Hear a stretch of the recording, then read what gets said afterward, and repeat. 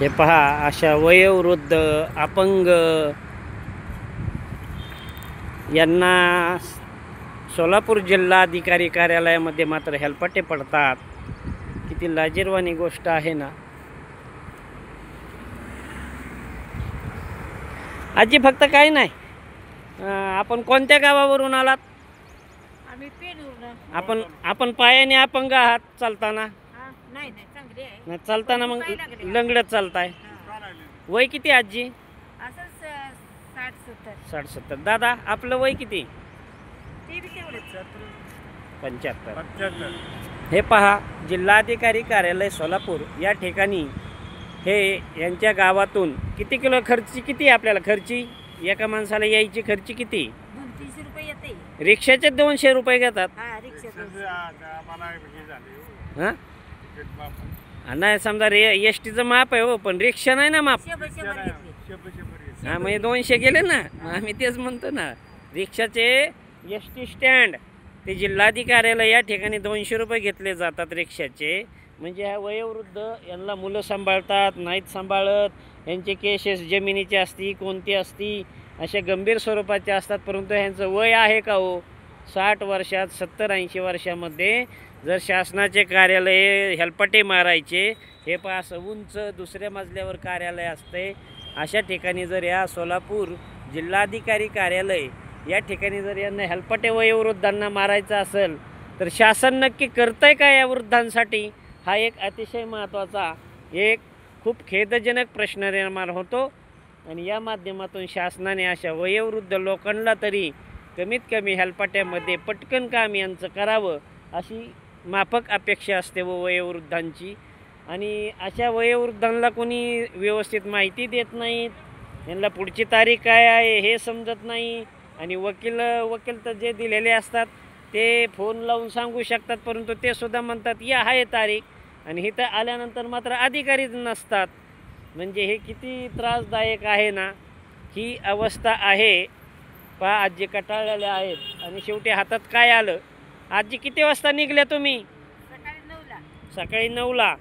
आपण हां, म्हणजे पती पत्नी आहात ते बहीण भाऊ हे बहीण भाऊ आलेले आहेत. आणि पहा, बहीण भावाला या महाराष्ट्र शासनाच्या जिल्हाधिकारी कार्यालय सोलापूर यांचे काही संबंधित अधिकारी असतील, अशा वयोवृद्धांचं काम तरी काय असतं? एक हेलपाट्यामध्ये काम होण्यासारखं असू शकतं. काय काम काय आपलं? दावा पुडगीचा जिल्हाधिकाऱ्यालांकडं पुडगीचा दावा इथं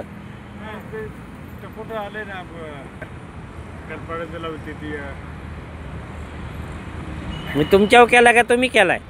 बहिणीने केलाय नवऱ्या बर हा हा बहिणीने केलाय नवऱ्या पोरांवर. मला यावं लागतं बहिणी. नाही बरोबर आहे. पडली नाही ना, डोस लागली कशाची, तिला उचलायचं कोणी कोणा. आजी जमीन तुम्ही पहिली पत्नी आहात का दुसरी? पहिलीच. मग आजी तुम्हाला मिळणार ना. नाही खरंच मिळणार. मुलांच्या बी ह्यातनं मिळती, मालकाच्यातनं बी मिळती. फक्त तुम्ही हारायचं नाही. आणि ऐका, वकील द्यायचा नाही. माझं वय आहे, मी बोलते काय असेल ते, मला वकील द्यायला पैसे नाहीत. तुमची गरिबी आहे कसली म्हणती, मग तुम्ही स्वतः बोलू शकता, तुमची बाजू मांडायची. वकीलसुद्धा काय तुमचं विचारणार आणि तेच मांडतो. पण द्या ते, त्याच्यामुळे तुम्ही वैतागून जाता. हां, वकील दिलेले आहेत का? मग तुम्हाला वकिलांनी सांगायला नको आजी नका येऊ. हां, तुमच्या तारखा घ्यायचं का वकिलांचं नाही का?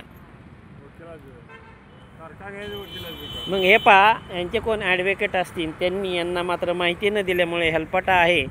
तरी अशा वयोवृद्ध आजींना यांचे भाऊ आहेत, यांना जर हेलपाटे पडत असतील तर नक्कीच महाराष्ट्र शासन व जिल्हाधिकारी यांनी या अतिशय गंभीर प्रश्नाकडे, वयोवृद्धांना कमीत कमी वेळेमध्ये कमीत कमी त्रासामध्ये, त्यांचा जरी या ठिकाणी पोटगीचा दावा आहे असं त्यांचं म्हणणं आहे, तरी त्यांना तो न्याय मिळणं अपेक्षित आहे.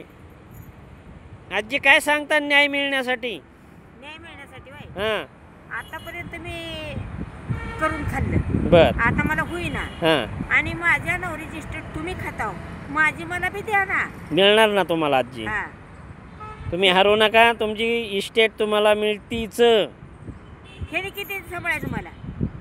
नाही भाऊ, हे पहा यांचे भाऊ आहेत, हे भाऊ आजच्या काळात आपण विचार करतो लग्न होऊन आलेल्या सुना 15 दिवसात फुटबॉलसारखं सासू सासऱ्यांना फेकतात. मात्र आजही यांचं बहीण भावाचं रक्षाबंधन हे किती घट्ट आहे आणि भक्कम आहे. आज या दोन्हींना यांची मुलं सांभाळत नाहीत, यांची मुलं यांना काहीतरी म्हणत असतील. म्हणते ती बहिणी बघायला तू काय काय मिळतंय म्हणते ती. हा, पण तरी बी हे यांचं आम्हाला नातं बहिणीच काय नको आहे तिची तिला मिळावं.